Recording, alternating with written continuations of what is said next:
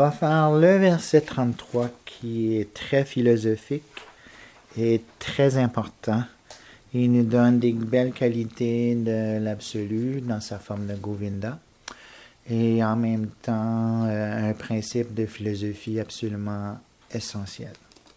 Alors on va commencer, on va le faire quelques fois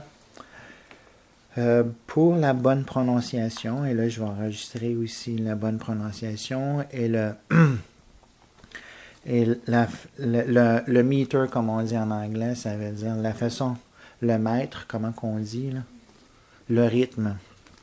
Alors, je vais le faire tout seul, après je vais le faire avec Aditi, et après on va le faire tous ensemble. Je commence tout seul. Advaitam achutam anadim anantarupam adyam purana purusham nava yovanam cha. Vedeshu durlabam adurlabam atma bhakto Govindam adi purusham tamaham bhajami. Là, on va le faire à deux. Hein? Non, pas pour la maman, c'est trop dur pour eux autres. Advaitam achutam anadim manantarupam adyam purana purusham nava yovanam cha vedeshu durlabam adurlabam atma bhakto Govindam adi purusham tamaham bhajami. On va le faire ensemble. Advaitam achutam anadim manantarupam adyam purana purusham navayovanam cha vedeshu durlabam adurlabam atma bhakto Govindam adi purusham tamaham bhajami. Bon, on risque de vous mélanger, mais ça vaut la peine, une bien meilleure tune. Alors, 1, 2, 3, go. Advaitam achutam anadim anantarupam adyam purana purusham navayovanam cha vedeshu durlabam adurlabam atma bhakto Govindam adi purusham tamaham bhajami. On va faire une autre fois. Advaitam achutam anadim anantarupam adyam purana purusham navayovanam cha vedeshu durlabam adurlabam atma bhakto Govindam adi purusham tamam bhajami. Avec cette tune-là, on peut faire plus dévotionnel, vous voyez. Govindam adi purusham tamaham bhajami. Alors, bhajami, c'est la bhakti, l'adoration, j'adore. Govindam, c'est Govinda, conjugué en sanskrit. Adi purusham, la personne originelle. Tam aham bhajami. Tam, c'est lui. Aham, c'est moi. Alors, c'est lui que j'adore. Il est la personne originelle et c'est pour ça qu'on adore lui.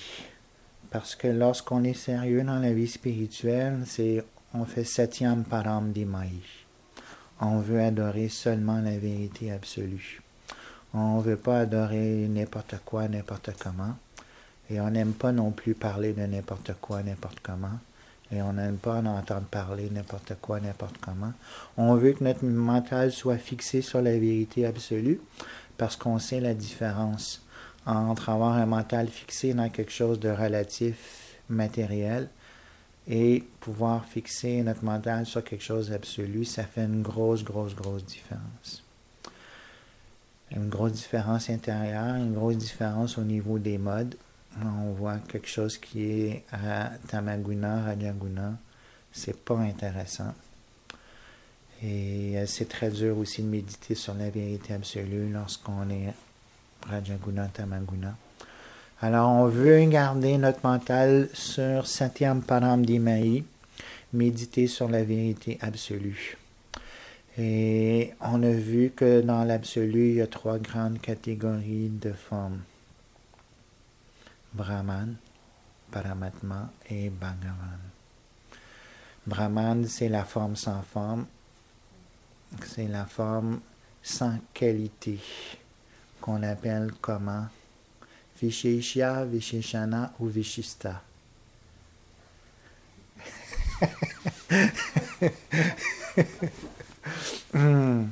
Alors, il y a trois choses. Visheshya, Visheshana et Vishista. Visheshya, c'est un objet non différencié. C'est Nirvikalpa Gyan. Alors, lorsqu'on a Nirvikalpa Gyan, par exemple, lorsque tu es dans le noir, tu rentres dans une pièce, tu n'as pas de lumière, il fait noir. Tu sens qu'il y a un objet.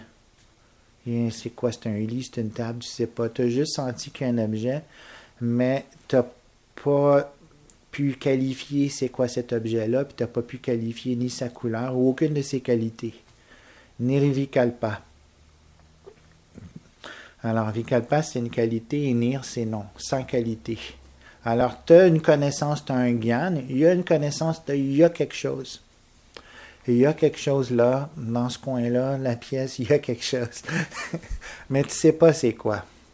Alors là, tu es dans le Nirvikalpa Gyan et c'est Visheshya. Ça veut dire que tu as senti un objet, mais pas ses qualités de cet objet-là.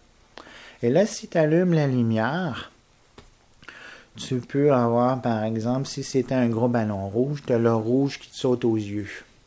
Et là, tu sens juste le rouge. Ça, c'est Visheshana. Visheshya, c'est l'objet sans qualité. Visheshana, c'est juste la qualité. Des fois, il y a quelque chose, là, qui a un gros flash mauve, un gros chose rouge. Tu as l'attribut qui te saute aux yeux. Et Vishista, c'est l'objet qualifié. Alors, c'est un ballon en rouge. Alors, quand il faisait noir, tu pouvais juste sentir qu'il y avait quelque chose. C'est peut-être un meuble ou un lit, mais oups, tu allumes la lumière, tu vois du rouge. Ça, c'est Visheshana, c'est la qualité de l'objet. Et Vishista, c'est l'objet qualifié, c'est que c'est un ballon rouge. Là, tu as une connaissance beaucoup plus complète qu'un Nirvikalpa Gyan. Alors, le Brahman, c'est le Visheshya, le Nirvikalpa Gyan de la vérité absolue. Ça veut dire, c'est la vérité absolue, mais dénuée de qualité. Tu sais juste qu'il y a quelque chose qui existe. Il y a quelque chose là. C'est déjà mieux que juste être nihiliste où rien n'existe. Il y a un absolu, il y a quelque chose là, mais il y a Nirvikalpa Gyan, ta connaissance, c'est que tu lui donnes aucune qualité. Et pour beaucoup de monde, comme les impersonnalistes, aiment beaucoup ce genre d'absolu-là, ce Brahman-là impersonnel, sans aucune qualité, aucune manifestation de qualité. Et là, par ego, ils vont s'identifier à ce Brahman-là, dans le Visheshya, en disant « Je suis ce Brahman-là sans aucune qualité ». De façon comme un autre de s'identifier. Alors, en gros, c'est très facile de diviser la société. Grand pourcentage des matérialistes, eux, ils vont s'identifier à leur corps. Et l'autre pourcentage, grand pourcentage de spiritualistes, ils vont s'identifier à ce Brahman-là impersonnel. C'est les deux types d'identification qu'on va trouver dans le monde matériel. Très rares ceux qui vont savoir qu'ils sont une âme spirituelle au-delà du corps et qui ne sont pas l'absolu, qui ne sont pas ce Brahman-là indifférencié. Ça reste pas beaucoup de monde. Alors, ça c'est le Brahman. Paramatma, c'est la même absolu, mais là il est Vishista, il est qualifié. Il est qualifié Paramatma en tant qu'âme dans le cœur de chacun. C'est lui qui fait vivre tout ce qui vit. C'est lui qui fait vivre l'âme, c'est lui qui fait vivre le corps.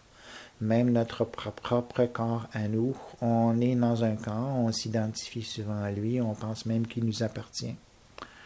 Mais on n'en est pas le vrai maître parce qu'on ne peut même pas s'organiser pour que nos ongles poussent comme il faut. Je vous demande comment vous avez fait pour que vous ayez de si beaux ongles. Vous me direz, j'ai mis du Q-Tex. Mais la vraie question, c'est quoi, là? Comment il a poussé ton ongle? On ne peut même pas le savoir, cette chose-là. Ni nos cheveux, ni nos yeux, ni rien de ça. Alors, on n'est vraiment pas maître de ce corps-là. C'est Paramatma qui sait tout sur le corps. Nous, on en sait juste un tout petit peu. Vraiment minimal. Alors là, c'est le même absolu, mais là, il est situé en relation avec la matière, avec le corps, avec l'univers. C'est l'âme de ce corps, c'est l'âme de cet univers. C'est l'âme suprême de tout ce qui existe, et il est en toutes ces choses-là. Dans la forme de Bhagavan, le même absolu est aussi qualifié, mais infiniment plus qualifié parce qu'il n'est pas limité au monde matériel. Il n'y a même aucune relation avec l'énergie matérielle. Sa relation avec l'énergie spirituelle est la plus grande forme de cette énergie spirituelle-là, est Radharani. Et dans sa plus grande forme de Bhagavan, il s'appelle Govinda. Alors, dans les différentes formes de Bhagavan, il y en a combien de différentes formes de Bhagavan environ? Une infinité, bon, c'est un bon chiffre. Alors, il y a une infinité parce que il y a une infinité de capacités, donc il peut se manifester à l'infini. Alors, dans une infinité de formes de Bhagavan, il y a quand même sa forme à lui qui est la plus intime et sa forme préférée, ou ce qui va se montrer la façon la plus intime avec ses dévots les plus intimes. Et ça, c'est la forme de Govinda. Alors, c'est pour ça que là, ici, dans cette prière-là, Govindam Adi Purusham Tamaham Bhajami. J'adore l'absolu dans cette forme-là. Dans cette forme de Govinda, on a le choix, on pourrait l'adorer dans la forme impersonnelle ou la forme de Paramatma, ou les autres formes de Bhagavan, telles que Narayan, telles que Ramachandra, telles que Nishingadev. Nishingadev, c'est la forme moitié homme, moitié lion. Dans la forme de Varaha. C'est quoi la forme de Varaha? Un sanglier. Astérix, Obélix, ça préférerait peut-être la forme de Varaha. Alors, il y a une infinité de ces formes-là, mais là, ici, Brahma a choisi la forme originelle, Adipurusham. Alors, Govindam Adipurusham, c'est que parmi toutes les différentes formes de Bhagavan, il y en est quand même la source de toutes ces formes-là de Bhagavan. Et ça, on va voir un verset plus tard. Ramadi Muteshu Kalani Amen Atishtam. Que toutes les autres formes telles que Rama, Varaha, Nishinga, Narayan, ils sont issus de Govinda. Govinda en est la source de toutes ces formes-là. Ça va être une de nos prières qu'on va voir plus tard dans la Brahma Samhita. Alors, la Brahma Samhita est très importante pour ça parce qu'elle nous aide à mettre notre mental au bon focus. On adore la bonne chose. On n'est pas éparpillé dans notre adoration en disant que là, bon, aujourd'hui j'aime Krishna, demain je vais adorer Shiva, après-demain je vais adorer Vishnu, Durga.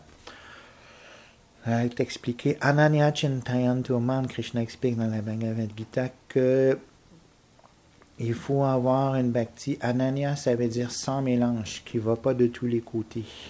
La bhakti va sur la vérité absolue et pas de tous les côtés. Sinon, qu'est-ce qui arrive? La Bhagavad Gita explique, chapitre 9, je crois, ceux qui ne vouent pas une adoration sans mélange, ceux-là, Chavantite, à un moment donné, ils doivent retomber. Alors, si vous voyez quelqu'un tomber, c'est parce qu'il n'y a pas à faire une adoration sans mélange à Krishna. Ça veut dire quoi, retomber? Ça veut dire que tu descends de ta position. Là, on a une très haute position, on a la forme de vie humaine. C'est très rare la forme de vie humaine si on compare au nombre de brins d'herbe et au nombre de bactéries ou au nombre d'autres formes de vie qui existent dans l'univers. La forme de vie humaine est très très rare. Alors, la plupart du temps, ceux qui ne vont pas adorer la personne suprême, c'est expliqué que Chavantite, ils vont retomber. Dans leur vie d'après, ils n'auront pas de forme de vie humaine. Et ceux qui ont une haute position, qu'ils soient Indra, Brahma, Shiva ou n'importe quelle autre position, si on a cette haute position-là, ils vont perdre cette position-là dans leur prochaine vie. Alors, toute autre position qu'on a dans la société ou dans l'univers, on l'a grâce à la miséricorde de Dieu. Et si on n'a pas la gratitude de reconnaître la miséricorde de Dieu, on va retomber. On perd cette forme-là. Alors ici, Brahma est déjà l'être un des plus importants de l'univers en étant que créateur. Alors lui, il va adorer sans mélange la personne suprême. Govindam Adi Purusham Tamaham Vejami. J'adore la personne suprême originelle. Et ça, c'est les paroles de Brahma. Alors, chacune des versets, le Brahma Samhita est comme ça, à partir de Govindam. Adi Purusham Tamaham Vejami, c'est toujours comme ça que ça termine. Les 3 premières lignes varient. Ici, on a une description très philosophique et très importante. Advaitam Achutam Anadim Anantarupam. Alors, tantôt on a demandé combien il y avait de formes de l'absolu. Là, le verset le dit. Anantarupam, ça veut dire une infinité de formes, mais aussi en sanskrit, tu as toujours beaucoup de divers niveaux de profondeur. Ça veut dire que ces formes-là eux-mêmes sont infinies. Les formes de l'absolu sont elles-mêmes infinies et il y en a une infinité de formes infinies. Alors, est-ce qu'il y a une explication comment que la forme de Govinda est infinie?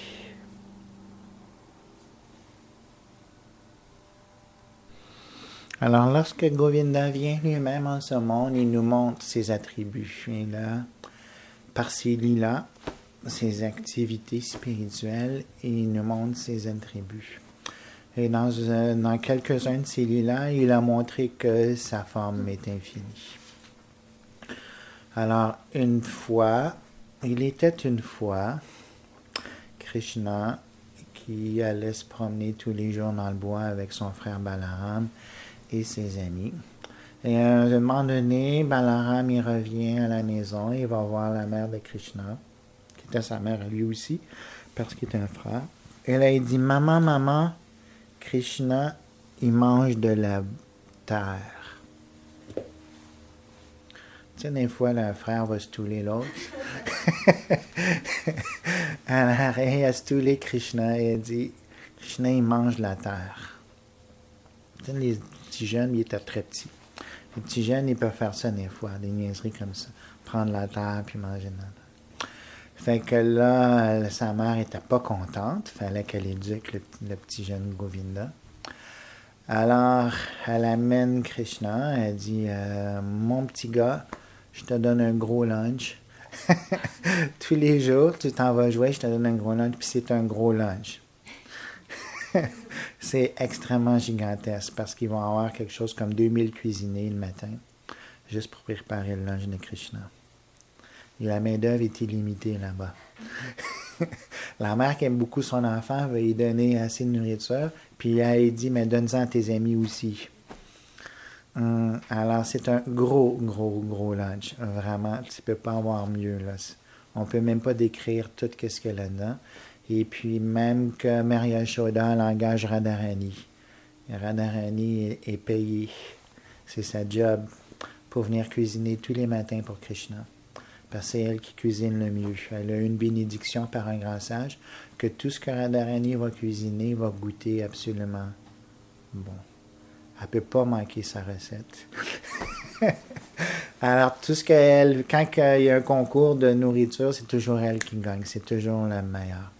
Alors, Maria Yashoda, qui aime beaucoup son petit-fils Govinda, elle veut absolument que Krishna mange la meilleure des choses. Alors, elle engage la meilleure des cuisinières, qui est Radharani. Alors, Radharani, comme ça lui donne une excuse pour partir de sa maison et aller à la maison de Krishna tous les jours. C'est très bien arrangé comme système.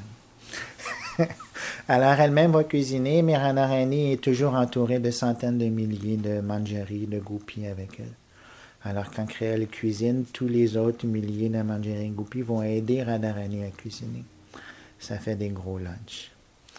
Alors, Maria dit, Krishna, je te fais un gros lunch pourquoi est-ce que tu irais manger de la terre? Et là, Krishna dit, non, non, non, c'est pas vrai, Balarami qu'on démentrit, j'ai pas mangé de la terre. Donc là, sa mère a dit, ouvre la bouche, je vais voir, je vais checker. Elle prend pas de chance, elle veut vraiment vérifier. Alors, Krishna ouvre la bouche, et là, au lieu de voir un petit grain de terre, elle voit toute la planète Terre, et tout l'univers, et tous les univers. Et elle se voit elle-même en train de regarder tous ces univers-là, parce qu'elle voit tout à un endroit. Et elle voit justement l'infini. Parce que dans la forme de Govinda, même s'il a l'air d'avoir une petite forme ordinaire, ça contient la totalité. Tout est contenu en lui. Et là, il a pu le voir de cette façon-là. Et là, elle a commencé à avoir un mal de tête.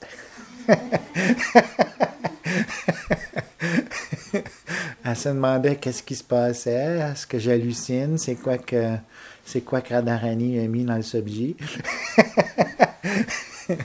Est-ce que c'est un trip de LSD ou quoi? Et là, qu'est-ce qui est arrivé, c'est que Krishna a augmenté la bhakti dans son cœur. Et puis là, comme son cœur a augmenté la bhakti, et puis là, elle se dit, ah ben c'est juste mon petit gars quand même. Puis là, oh mon petit gars, ok, je vais t'oublier. Là, j'ai pas vu de terre, là, tout est correct. Alors, en augmentant, parce que là, c'est comme, ah là, je suis devant l'absolu. Mais là, elle ne peut plus montrer sa même dévotion parce que là, tu te mets trop figé sur place. Là, ça donne un vertige de voir tout l'infini comme ça. Alors, c'est pour montrer que lorsqu'il augmente sa bhakti, il donne une vision de bhakti encore plus grande, mais là, il est capable de le voir comme juste mon petit gars. Alors, c'est pas une diminution de vision, c'est pas une diminution de spiritualité, c'est une augmentation de spiritualité. Par augmentation de bhakti, elle va voir, ah, c'est mon petit gars, mon pauvre petit gars, ok, bon, t'as l'air correct, tout va bien, maman va s'occuper de toi. Alors ça, c'est augmenter sa bhakti comme ça. Et puis là, elle le voit après juste comme un petit gars, même si en réalité, son corps est infini. Alors, Jiva Goswami, dans son Bhagavad Sandarbha, qui va décrire tout Bhagavan de façon hyper philosophique, il va expliquer comme ça que Bhagavan, c'est l'absolu qui a tous les pouvoirs, et parmi ce pouvoir-là, il y a le pouvoir de prendre toutes les formes qu'il veut, et même dans une forme qu'on appelle une forme medium size, de format médium comme nous, sa forme est à la fois infiniment grande, infiniment petite, et à la fois il peut prendre une forme médium ordinaire, visible à l'œil. Pourquoi il prend cette forme visible à l'œil? Pour avoir l'interaction des rasas, comme mère, fils, ami, copain, copine. Pour ça qu'il prend cette forme-là médium, pour pouvoir avoir l'interaction. Mais en réalité, cette forme-là médium, elle est aussi absolue et infinie que les autres formes. Et cet attribut-là peut être manifesté n'importe quand. Est-ce qu'il y a un autre moment donné où Krishna a montré que sa forme était infinie? Quand je pose la question, c'est pas un test là où il faut répondre, c'est pour aider à intérioriser, faire une recherche intérieure. Et souvent, lorsque je donne la réponse, mais des fois, on voit qu'on ne le savait pas ou qu'on le savait peut-être, mais on ne le savait pas assez. Alors là, je vais vous indiquer Bhagavad Gita, chapitre 11. Quel est le titre de la Bhagavad Gita, chapitre 11? La forme universelle.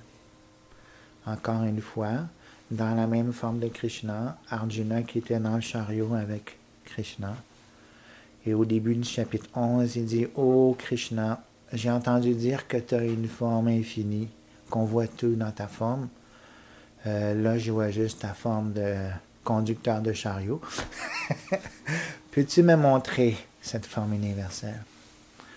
Et là, Krishna, il rabaisse sa vision. Ça veut dire quoi? Il donne des yeux par lesquels il peut voir sa forme universelle. Et là, dans cette forme-là, Arjuna, il voit tout. Le présent, le passé, le futur. Il voit tous les univers, il voit tout l'univers au complet, il voit toutes les planètes, il voit tous les dévas, les millions et les millions de dévas, il voit tout ça, tout contenu dans Krishna lui-même. Et là, à un moment donné, il dit, wow, c'est trop. Il y en a beaucoup trop. Montre-moi ta forme à 4 bras, qui est une forme de Vishnu à 4 bras, dans les planètes Vaikuntha, où là, Dieu est adoré en tant que Bhagavan, que personne suprême, mais de façon avec un grand décorum. Ça veut dire beaucoup de awe and reverence. La grande révérence, comme une grande majesté.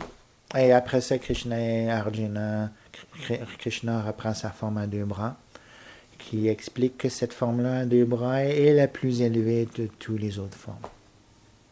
Elle est moins impressionnante parce qu'elle est Nara Vapu. Vapu, c'est forme et Nara, c'est humaine. Elle a une forme humaine. Alors, c'est comme une forme tout à fait ordinaire, mais elle est beaucoup plus intime que les autres formes, que la forme à 4 bras, qui est beaucoup moins intime que la forme universelle où tu vois tout dedans. Parce qu'avec cette forme-là universelle, le bave que tu as, l'émotion que tu as, c'est toujours soit la grande révérence infinie, ou même Vibhatsa, c'est qu'à un moment donné, Arjuna, il tremblait de peur devant cette forme-là. C'était une forme trop effrayante, et puis il voyait le futur, là, il voyait dans cette forme-là, il voyait que tous les gens devant lui dans le champ de bataille, tous ceux à qui il devait combattre, ils étaient déjà morts. Et Krishna lui-même lui dit dans ce chapitre-là, il dit Nimitra Matram. Ces gens-là sont déjà morts. Le destin, la providence qui est selon ma volonté, fait que ces gens-là vont mourir. Ils vont mourir sur le champ de bataille. Que tu combats ou que tu combats pas, ils vont mourir. Mais si tu décides d'être mon dévot, d'être mon serviteur, tu vas être mon instrument et tu vas pouvoir m'aider à remplir ma décision. Dieu n'a pas besoin de nous, mais si on décide d'être son serviteur, on peut l'aider à faire ce qu'il va déjà accomplir. Et la nimitta matram, c'est on est instrument de. Et en devenant instrument de, on participe à la bhakti. Tant qu'à agir, aussi bien de participer à la bhakti. Sinon, l'action nous amène karma, qui amène augmentation d'ego matériel, qui amène plus d'anartha, plus de guna et tout le reste du problème qui nous vient avec. Alors c'est pour ça que Krishna donne la chance à Arjuna et il dit voilà, ils sont déjà tous morts. C'est à toi de décider si tu vas agir comme mon instrument ou pas. Alors, dans la forme universelle, c'est vraiment très épeurant. Il ne peut pas avoir de relation de rasa, d'échange amoureux très doux. Alors, c'est pour ça que Krishna, il va prendre la forme à 2 bras, où là, ils vont pouvoir être encore amis. Et même au milieu du chapitre 11, Arjuna se met à faire des grandes prières avec beaucoup de vénération, en disant que tu es le suprême, tu es la source de tout. Et Arjuna, il va dire, je m'excuse, je t'ai pris comme mon ami ordinaire, on jouait aux cartes ensemble, on niaisait ensemble. Alors, il sent mal d'avoir joué avec la source de toutes choses. Mais Krishna a beaucoup plus de plaisir à jouer aux cartes avec son ami que de se faire adorer par des prières. C'est pour ça qu'à Vrindavan, il ne veut jamais se faire adorer par des prières.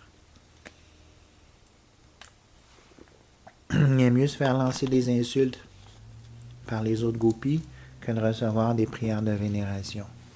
et il s'organise pour ne pas avoir l'air de Dieu. Alors, la position de Dieu est très spéciale. Dans le monde matériel, personne ne le connaît et personne ne veut rien savoir de lui. Il veut juste savoir quelque chose de lui pour recevoir. On veut recevoir de Dieu. Mais il ne veut pas trop le connaître, il ne veut pas trop savoir grand-chose sur lui. Puis dans le monde spirituel, il ne veut pas se faire connaître comme Dieu lui-même non plus. Alors, il est toujours dans une position très spéciale et c'est lui-même qui se met dans cette position-là. Parce qu'il veut qu'on puisse l'adorer de façon spéciale avec la bhakti. Et la bhakti, c'est très, très, très, très rare. Dernièrement, j'étais allé écouter une conférence d'un chrétien qui, là où je donne mes conférences souvent à Montréal, que je vais en donner une justement lundi encore. Et puis, bon, c'était un de ceux qui parle de Dieu. Et puis, on est allé écouter. Et puis, il parle de Dieu, mais c'est toujours comment on peut s'ouvrir à Dieu et bénéficier de Dieu. On s'ouvre pour que Dieu puisse nous donner quelque chose. Et il y avait zéro bhakti encore là-dedans. C'était toujours, soyons très concernés pour notre bien-être à nous. Et pour recevoir le maximum de bien-être, mais on va recevoir de Dieu. Alors, il n'y a pas de bhakti encore là-dedans. Au moins, ça parlait de Dieu. La plupart des autres, ils vont carrément éliminer Dieu ou dire, on est Dieu. Mais même lui, il disait, lorsqu'on est totalement ouvert à Dieu et qu'on a atteint ce niveau-là, c'est là qu'on apprend qu'on est Dieu. Répété 2 fois dans la conférence, de façon très subtile. Moi, je suis expert à noter ces choses-là. C'est là dans ses livres aussi, de façon très subtile, mais comme ça. Ça fait partie du panthéisme où, justement, encore juste une chose existe. Et vu que juste une chose existe, c'est Dieu. Et si seul Dieu existe, alors nous-mêmes, on est peut-être Dieu. Mais comme on a expliqué au début, ça manque de Visheshana, de qualification. Même s'il y aurait une seule chose qui existe dans la non-dualité, la non-dualité ne signifie pas qu'il n'y a pas de diversité. Et dans cette diversité-là infinie, justement, une infinité d'êtres peuvent exister pour avoir une interaction d'amour avec Dieu. Et comme l'amour ne se force pas, la grande partie des gens en ce monde peuvent décider de ne pas aimer Dieu. Et par un drôle de hasard, la plupart décident de ne pas l'aimer. Les statistiques sont là comme ça. Alors la bhakti, c'est très très rare. Alors lorsqu'une personne a les yeux de la bhakti, non, pour ça qu'on va l'expliquer dans le même verset ici, là, on va pouvoir comprendre Dieu véritablement. On a dans la 3e ligne de ce verset-là. Vedeshu durlabam adurlabam atma bhakto. Cet absolu-là, qui est Govinda, par l'étude des Védas, juste par le gyan ordinaire, par notre propre pouvoir de notre mental, ou ce qu'on essaie de comprendre l'absolu, même si on utilise même les Védas, encore comme on parlait, utiliser Dieu, obtenir Dieu, s'ouvrir à Dieu, même si vous vous ouvrez aux Védas, et à travers votre étude des Védas, vous essayez de comprendre l'absolu. Durlabam, c'est très, très, très difficile, pratiquement impossible, de pouvoir comprendre l'absolu. Adurlabam, c'est le contraire, non difficile. Alors, par les Védas, juste par l'étude des Védas, Vedeshu Durlabam, c'est très difficile. Adurlabam, Atma Bhakto, par la Bhakti, ça devient non difficile. Ça devient très facile. Et là, Atma Bhakto, c'est que c'est pas juste une Bhakti qui est faite, bon, ben, je vais prendre un morceau d'encens, je vais le tourner autour de Dieu, puis c'est fait, c'est fait. Il a besoin de s'occuper de moi le reste de la journée. Ça, c'est encore un peu de business. Je m'occupe de toi 2 minutes, occupe-toi de moi 24 heures. Alors, la plupart du temps, la bhakti est très souvent comme ça, s'il y en a. Mais c'est très rare qu'il y en a, mais déjà ça, c'est déjà beaucoup. Quelqu'un qui va tourner un peu d'encens autour d'une photo de Dieu, c'est déjà une personne très rare. Mais Atma Bhakto, c'est que ta vie même, l'âme que tu es, ne vit que pour la bhakti. Ça, c'est être Ananya, Ananya Chintayantamam. La conscience est tournée complètement vers Dieu. Et on ne va pas mésutiliser. Mésutiliser, c'est un drôle de mot, ça ne doit pas exister. En anglais, c'est misuse. Misuse, c'est faire une mauvaise utilisation. On ne va pas faire une mauvaise utilisation de notre vie. On ne va pas faire une mauvaise utilisation de notre corps et de notre mental. Le problème, dans la vie de tous les jours, c'est que 99,9% du monde vont mal utiliser leur corps et leur mental. Vous pouvez faire les statistiques autour de vous. On est une partie de l'absolu, on devrait utiliser notre corps et notre mental pour le service de l'absolu. C'est la chose la plus logique et la plus simple à faire. Mais au lieu de ça, les gens vont vouloir utiliser ça pour leur plaisir à eux et ils vont détruire l'environnement, ils vont faire des problèmes dans la société. Il y a toujours la compétition entre les gens, la compétition avec les égos et toutes ces choses-là. Aussitôt que vous voyez quelqu'un qui a un gros ego, c'est parce qu'il a l'habitude de mal utiliser son mental et son corps. Il va l'utiliser toujours pour lui, pour lui, pour lui. Alors, la bhakti, c'est comme la vie saine. Vivre comment que l'âme est faite pour vivre. L'âme est une partie de l'absolu. L'âme devrait normalement et naturellement vouloir aider, aimer, travailler pour l'absolu. Comme une main, normalement la main doit aider le reste du corps.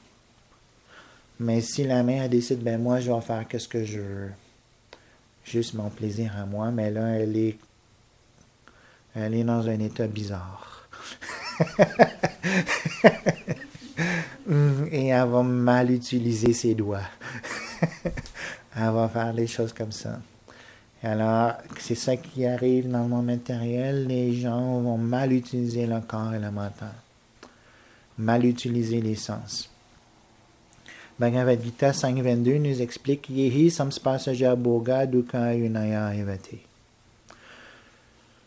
Que les plaisirs des sens, les activités qui sont faites avec le but de faire plaisir aux sens, sont la source de la souffrance. Ça veut dire que ce genre d'activité-là est une mauvaise activité. Ça apporte exactement le contraire de ce qu'on voudrait. Ce genre d'activité-là est nocif. Alors, c'est mal agir que d'agir de cette façon-là. Est-ce que vous avez déjà vu des gens qui agissent comme ça?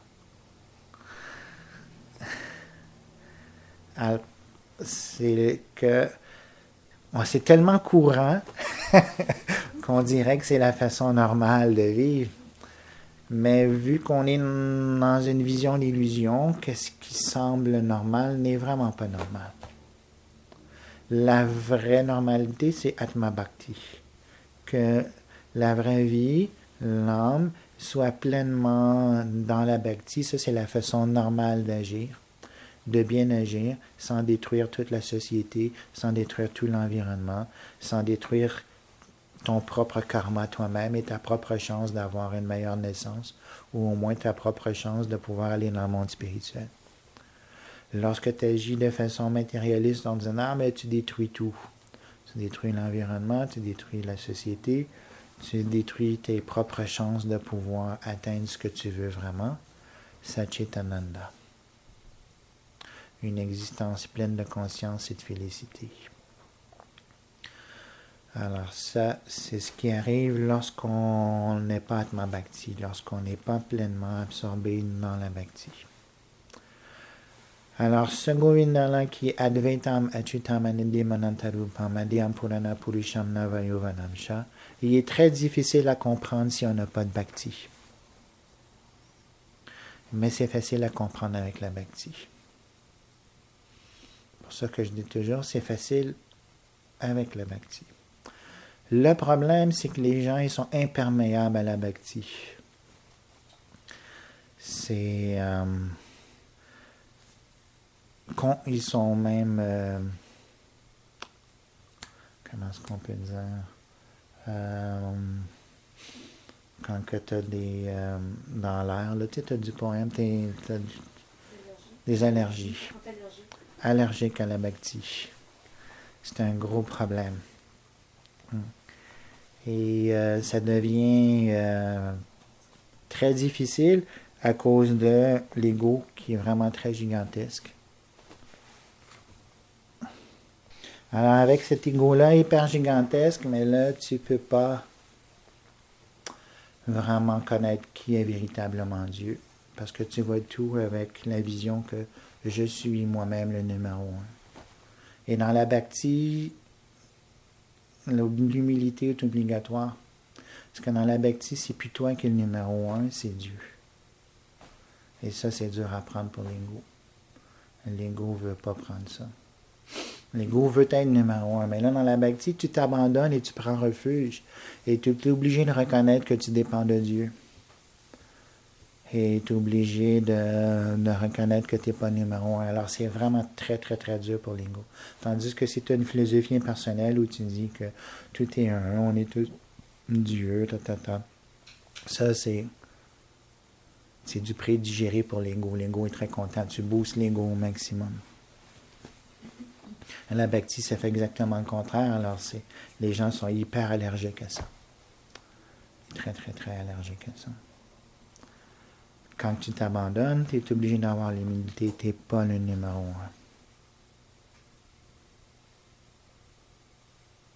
un. Alors, si tu n'as pas l'humilité, tu n'as pas la connaissance véritable.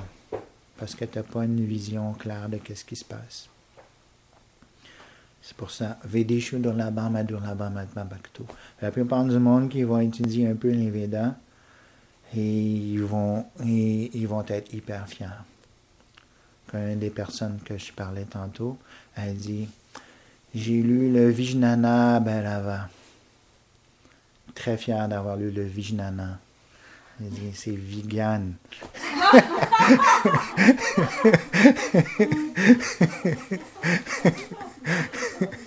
Et on connaît plein de gens qui sont très fiers d'avoir lu le Vijnana. Alors, ils ne peuvent même pas prononcer le mot, mais ils sont hyper fiers. Ils sont hyper fiers de leur connaissance. Alors, c'est ça qui arrive souvent, Vedeshu Durlabham. Tu augmentes ton ego, tu deviens très, très, très fier. Mais par la bhakti, tu n'as pas cet ego-là d'être fier, parce que tu vois que plus tu t'enfonces profondément dans la connaissance de Dieu, plus tu vois qu'il est inconcevable, Achintya. Et ça garde l'humilité. Alors, Advaitam, le premier mot du verset, on ne l'a pas fait encore. Advaitam, un des mots très, très importants. Tu as deux principes. Tu as Dvaitam, qui est la dualité, et A, la négation. Alors, il est non-duel. L'absolu est non-duel. Et ça, c'est très difficile à comprendre pour ceux qui n'ont pas de bhakti. On l'a vu. Vedeshu Durlabham Adurlabham Atma Bhakto. Ceux qui veulent comprendre l'Advaita, comme là, le Advaita Vedanta, il est très à la mode depuis plusieurs siècles. Le Vedanta de la non-dualité. Alors, cette non-dualité-là est très difficile à vraiment comprendre quand que tu n'as pas de la bhakti. Tu es obligé d'apprendre toutes sortes de jeux de mots que tu le sais déjà, mais là tu l'as oublié, mais tu le sais peut-être pas au complet, mais tu le sais quand même, mais tu ne sais pas que tu le sais. Parce que tu es dans la non-dualité, vu que tu l'es déjà sans savoir que tu l'es déjà. puis tu as besoin de Vijnana pour savoir qu'est-ce que tu savais pas déjà, que tu sais déjà. Alors, tu fais beaucoup, tu tournes autour du pot énormément lorsque tu n'as pas cette bhakti-là, parce que tu es obligé d'essayer d'y aller par la force de ton propre mental. Dans la bhakti, tu acceptes les Védas, mais avec Shraddha. Et là, c'est plus la même chose. C'est le mot de passe pour pouvoir comprendre les Védas. On dit Vedeshu Durlabham Adurlabham Atma Bhakto. Si tu n'as pas la bhakti, tu n'as pas la Shraddha pour pouvoir bien comprendre les Védas. Bhagavad Gita l'explique partout, chapitre 9, Ashradhana Purusha. Le Purusha, la personne qui n'a pas cette Shraddha-là, ne pourra jamais obtenir la perfection. Elle va retomber plus bas, comme on a expliqué. Chapitre 17 explique que si cette Shraddha-là, cette fois-là, elle n'est pas spirituelle, elle n'est pas basée sur quelque chose de spirituel, alors elle devient dans les trois modes, et la personne demeure dans les trois modes. Et en demeurant dans les trois modes, tu es recouvert par l'ignorance. Recouvert dans l'ignorance, tu es dans l'avidya, tu ne peux pas avoir la connaissance. Alors sans cette Shraddha-là, c'est très difficile d'avoir la connaissance. Et cette Shraddha-là,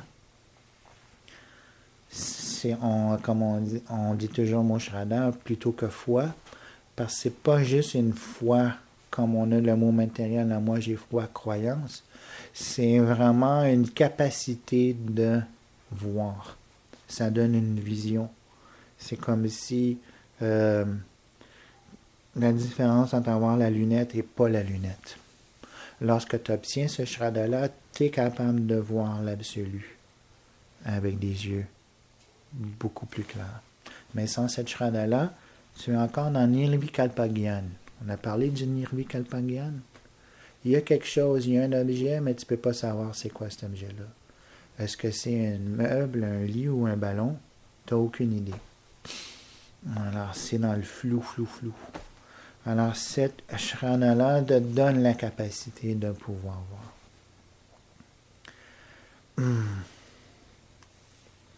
Et à la fin du chapitre 16, la Bhagavad Gita est expliqué que Tasmat Shastram Pramanamte, la vraie évidence nous vient à travers les Shastras.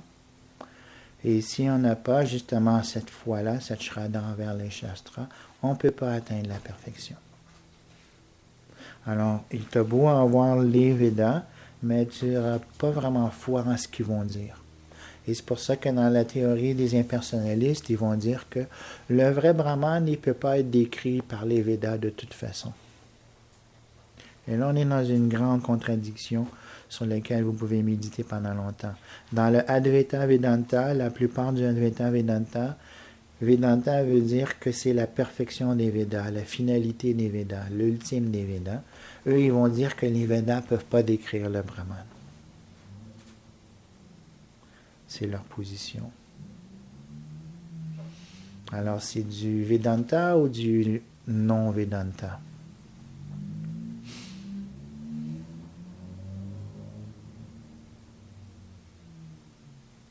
Lorsque tu dis que les Védas ne peuvent plus décrire le Brahman, ça ne peut plus vraiment être du Vedanta. Parce que le Vedanta, c'est simplement ça. C'est que la base épistémologique, c'est que c'est l'absolu lui-même qui se décrit lui-même à travers les Shastras. Et c'est même le 3e sutra des Vedanta Sutras. Premier sutra, c'est Atato Brahma Jignasya. Maintenant qu'on a cette forme de vie humaine très rare, il faut qu'on comprenne le Brahman. Il faut connaître le Brahman. C'est comme Satyam Param Dhimai. On doit connaître l'absolu, on doit méditer sur l'absolu. Le 2e sutra dit Janmadi Yasyayataham. Cet absolu-là est la source de tout ce qui existe, de tout ce qui a été créé, de tout ce qui va être détruit et de tout ce qui existe en ce moment. C'est ça le Brahman, la source de toute chose.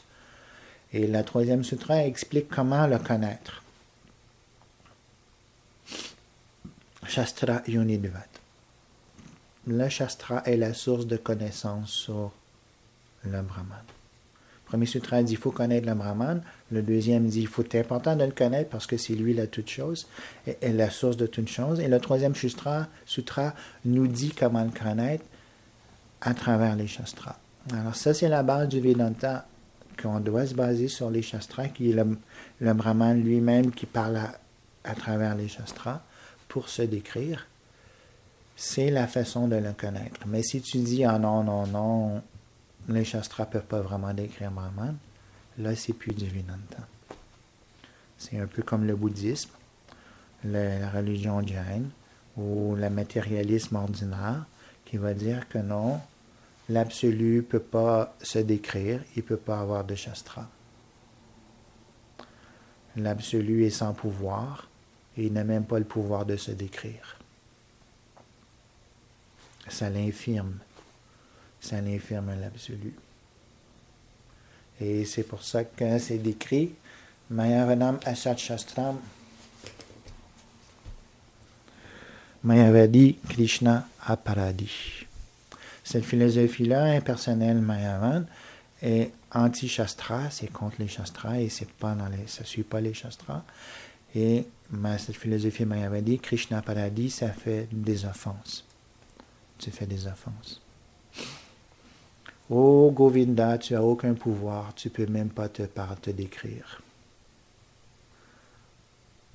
C'est comme ça que tu pries avec la philosophie Mayavadi. Tandis que Brahman, il ne dit pas la même chose. Govinda Medi Purusham Tamaham. Je t'adore, tu es la personne suprême. Tu es la personne non-duelle Advaitam. Achyutam, tu es infaillible. Alors, tu ne peux pas faillir. Si tu disais quelqu'un, tu n'as même pas le pouvoir de te décrire, là, il n'est pas infaillible, il est très faillible. Il manque beaucoup de pouvoir. Alors, Advaitam, non-duel, Achyutam, infaillible. C'est les vrais attributs de l'absolu. Alors, il est non-duel. Le monde ici, en monde matériel, ils ont tellement un ego absolument grand et fantastique. Aussitôt qu'ils entendent non-duel, ils pensent toujours moi, moi, moi, moi, moi. Alors, moi, non-duel. Donc, il y a moi, je suis non-duel avec tout.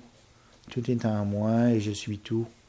Et là, parce qu'ils veulent toujours mettre leur ego là-dedans, ça mélange tout. Mais là, Advaitam, c'est qu'il y a non-dualité en l'absolu lui-même. C'est ça qui est important de comprendre. Et ça, c'est confirmé par le Bhagavad Purana, qui va décrire Vadanti tatadva vidas tadvam yadvyayam. Advyayam et Advaitam, c'est la même chose, non-duel.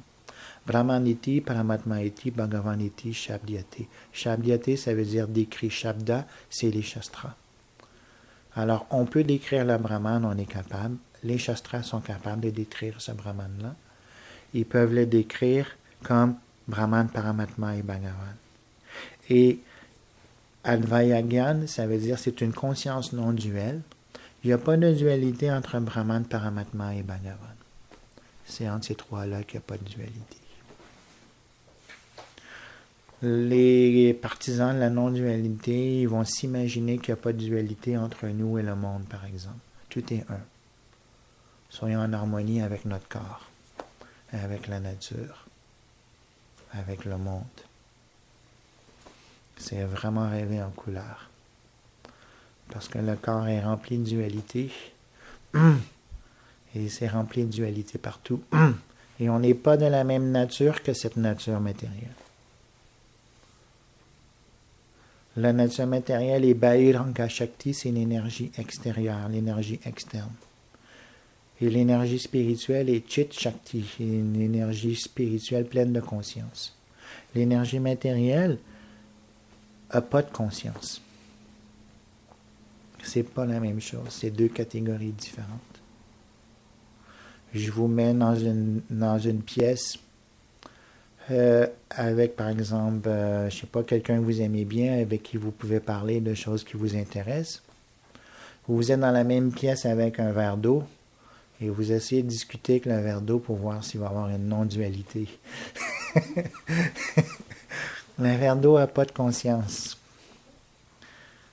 Alors, c'est le problème de la non-dualité. La plupart des non-dualités, comme j'ai expliqué, sont imaginées, rêvées, imaginaires.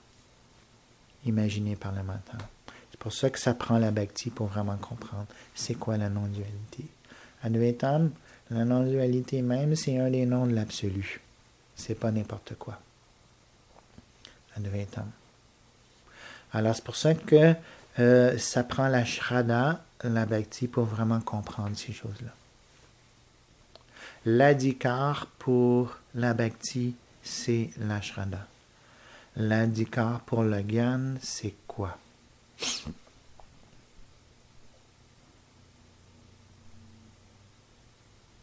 Et l'adhikar pour le karma, c'est quoi? Il y a 3 grands types de yoga. Karma yoga, Jnana yoga et Bhakti yoga. Alors l'adhikar, c'est les qualifications pour. Si tu veux rentrer à l'université de Harvard, par exemple, c'est quoi l'adhikar? Il faut que tu aies des qualifications. Ils vont vouloir que tu aies déjà, par exemple, où est-ce que tu as étudié, tu as eu juste des A, juste la top. Si tu as un B ou un C à quelque part, ben la misère à rentrer, à moins que tu aies quelques centaines de milliers de dollars, puis un père gouverneur. Là, tu vas pouvoir. Il faut que tu aies des super notes. Mais les super notes, c'est pas assez. Ça coûte, je sais pas, 200 000 dollars par année, juste pour aller étudier à Harvard. Il faut aussi que ton père soit gouverneur ou gros entreprise. Ça coûte hyper cher, ces universités. Alors, c'est pas que n'importe qui peut dire, ah, moi, je m'en vais à Harvard demain matin. Non. Il faut que tu aies le adhikar, qualification. La même chose pour le yoga. Tu peux pas dire, OK, ben là, je vais faire du yoga. Quand on parle de karma yoga, jnana yoga, bhakti yoga, c'est des hauts yoga, pas juste le hatha yoga. Même pour le hatha yoga, tu as besoin d'un adhikar. Ils vont dire, pour tel asana, il ne faut pas que tu aies mal au dos. Si tu as trop mal au dos, tu vas te détruire en faisant cet asana-là. Tu as toujours besoin d'un adhikar. Pour le hatha yoga, d'abord que tu n'as pas mal au dos, c'est correct. Mais pour le bhakti yoga, karma yoga et jnana yoga, ça prend un beaucoup plus grand adhikar. Qualification. Alors, les Shastras expliquent que pour faire du karma yoga, mais il faut que tu aies un attachement au karma. C'est ça que tu as besoin. Alors, vu que tout le monde a attachement au karma, tout le monde peut faire du karma yoga.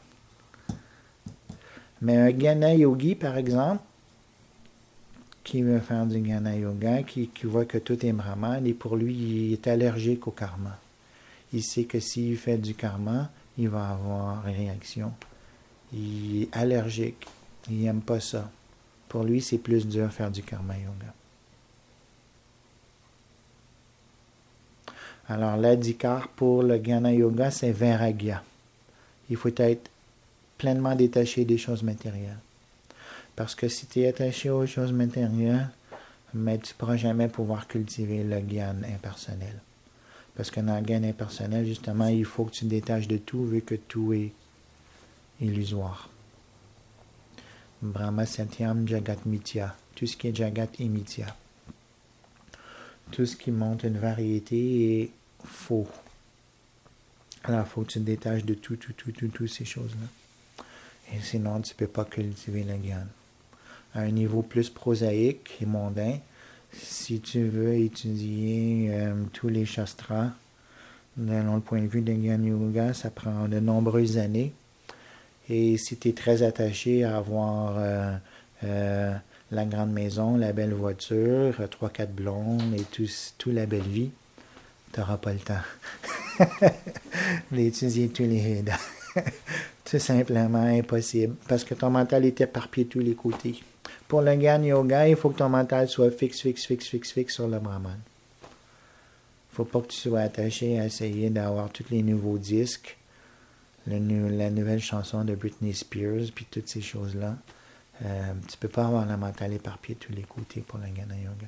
Alors, il faut que tu aies le vairagya.